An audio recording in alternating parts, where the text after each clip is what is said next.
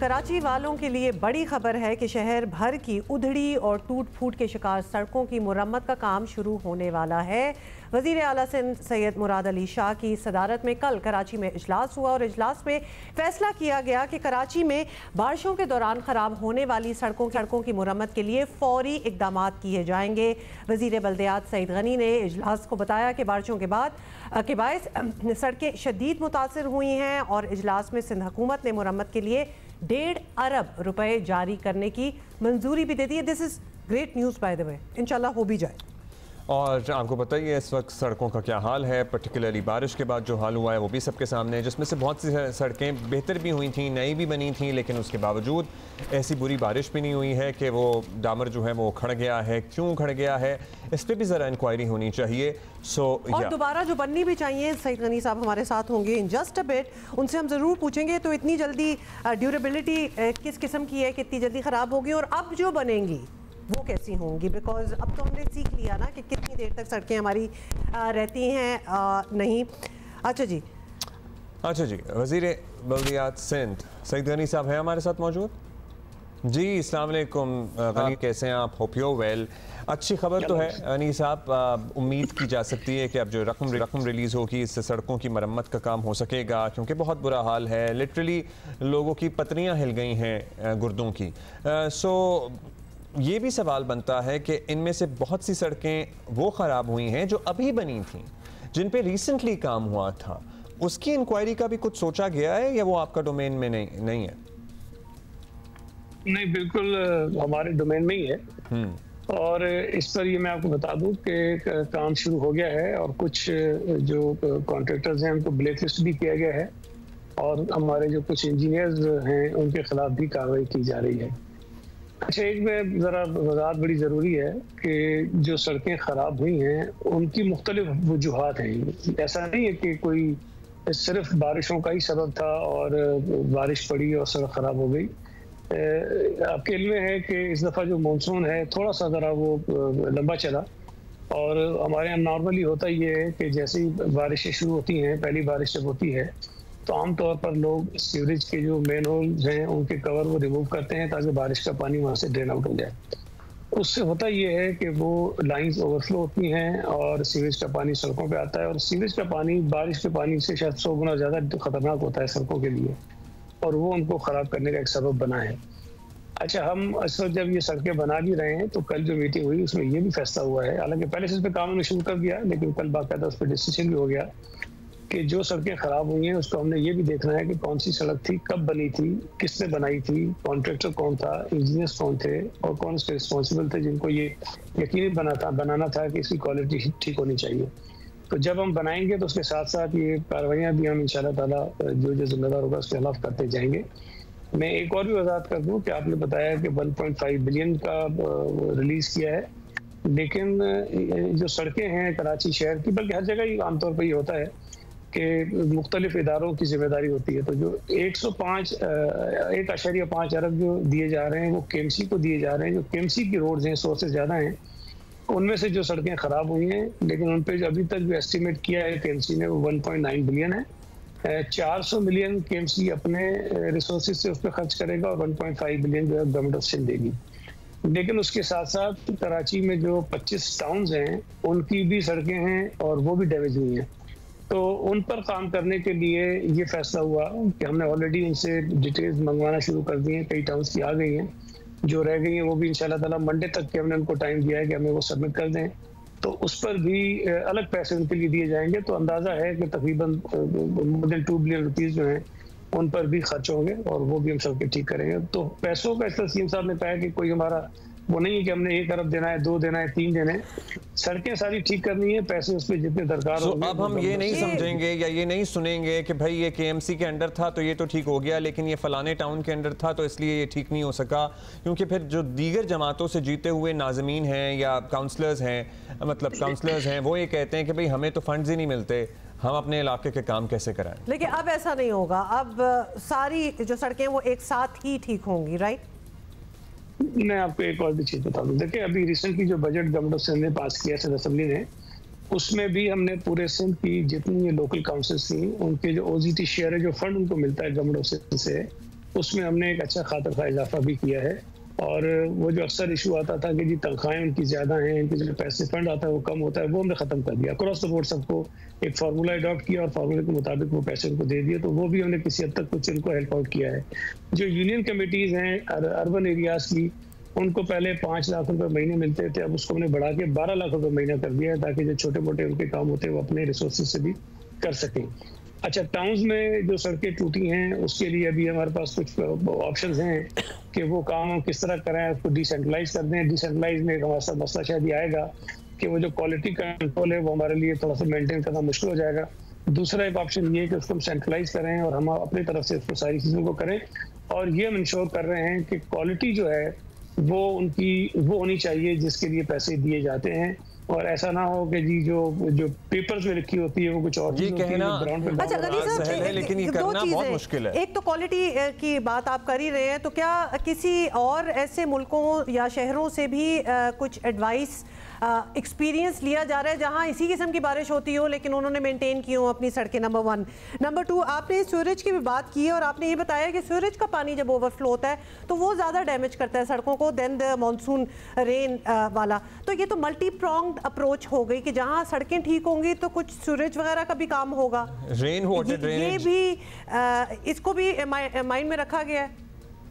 जी उमा, इसमें जो कल मीटिंग हुई उसमें ये भी बात हुई कि जिन सड़कों को हम ठीक करेंगे उसमें हम इस बात को भी इंश्योर करें कि उसका जो ड्रेनेज का सिस्टम है उसको भी इम्प्रूव करें।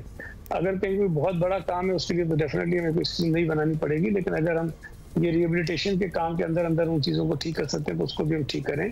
लेकिन मैं एक बात बार बार गुजारिश करता हूँ, और अक्सर लोग मुझ पर भी तनकीद करते हैं, लेकिन मैं क्या करूँ, हकीकतें बोलनी पड़ती है कि हम जो कराची के शहरी हैं या पूरे सूबे के पूरे मुल्क के जो शहरी हैं, मैं इस तरह कह दूँ कि हमें कुछ अपनी रिस्पॉन्सिबिलिटीज़ भी जो है वो समझनी चाहिए और हमें उसको भी अदा करना चाहिए। हम अक्सर देखते हैं कि मैनुअल जब हम साफ़ कर रहे होते हैं उसके अंदर से ईंटें भी निकलती हैं, बोरियां भी निकलती हैं, पता नहीं क्या क्या चीज़ें उसके अंदर से निकलती हैं।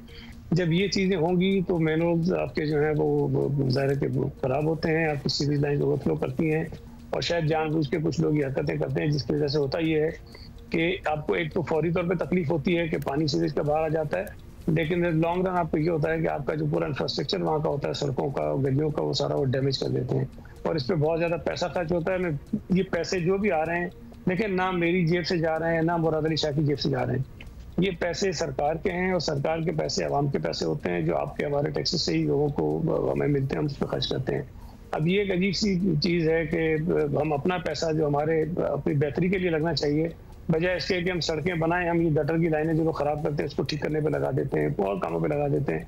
तो मेरा ख्याल है कि थोड़ा सा हम अगर मिलजुल के सोचेंगे तो काफी खर्चा भी आप भी मिलजुल के काम करने का सोच रहे हैं। जाहिर है आपको पता ही है, जितने भी जीते हुए बल्दियाती नुमाइंदे थे, शुरू में तो वो एक मसला था, वो जंग भी चलती रही मेयर कराची कौन होगा।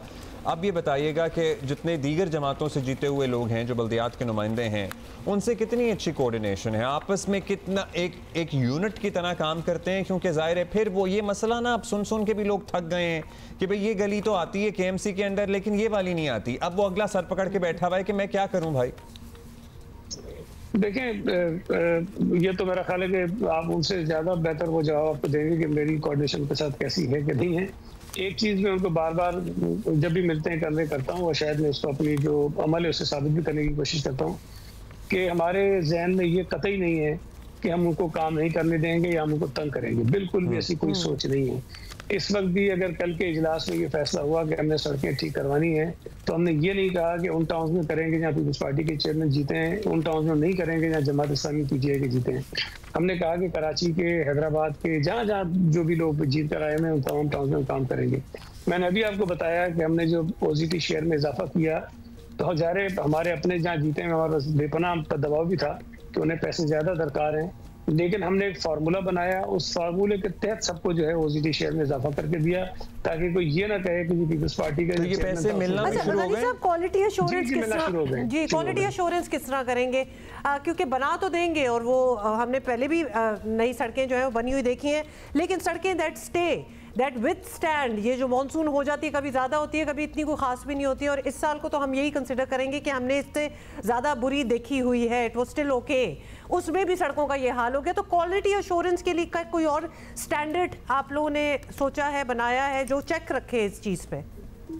स्टैंडर्ड्स ऑलरेडी मौजूद हैं, सारी चीज़ें हमारे पास, अगर बाय बुक चलेंगे तो सब चीज़ें ठीक हैं, लेकिन कहीं ना कहीं कोई प्रॉब्लम आता है, उसको अब इंश्योर करने की जिम्मेदारी ज़ाहिर है। देखें, फ्रेंकली मैं तो कोई इंजीनियर हूँ, ना ही मुर्जा वहाब साहब इंजीनियर हैं, हम एक पॉलिटिकल वर्कर्स हैं, लेकिन कागज़ को हम पढ़ सकते हैं, कागज़ को हम समझ सकते हैं, और कुछ लोगों की हेल्प ले सकते हैं। एनडी के साथ हमने बात की है कि वो हमें एक थर्ड पार्टी एवल्यूशन वो हमें करके देंगे।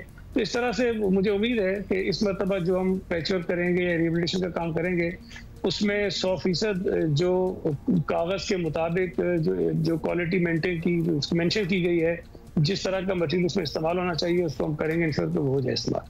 और गनी साहब, ये भी जो कहा गया है कि जिन्होंने ये नाकिस सारे ख़राब मटेरियल से सड़कें वगैरह जो अभी रिसेंट बनी थी वो ख़राब हुई और उनके खिलाफ सख्त कार्रवाई होगी, कोई कार्रवाइयाँ स्टार्ट हुई? बिकॉज समबडी हैज़ टू, ये बार बार होता रहता है, तो somebody has to be held responsible. अगर अभी भी प्रेसिडेंस नहीं सेट होगी तो होता रहेगा, कोई आंसरेबल तो होना चाहिए।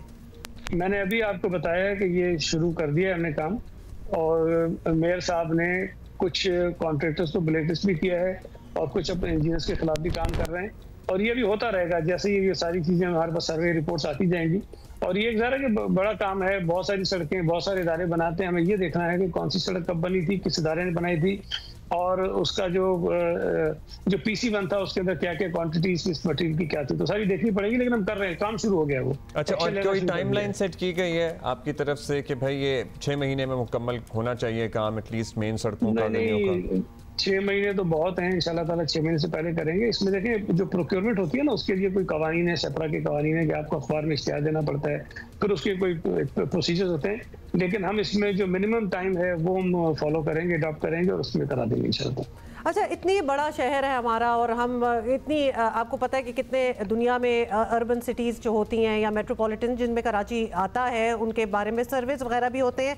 May be it is about time कि हम कुछ मुशावरत के साथ काम करें, कुछ similar cities in the world जिन्होंने ऐसे प्रॉब्लम्स को ओवरकम किया हो।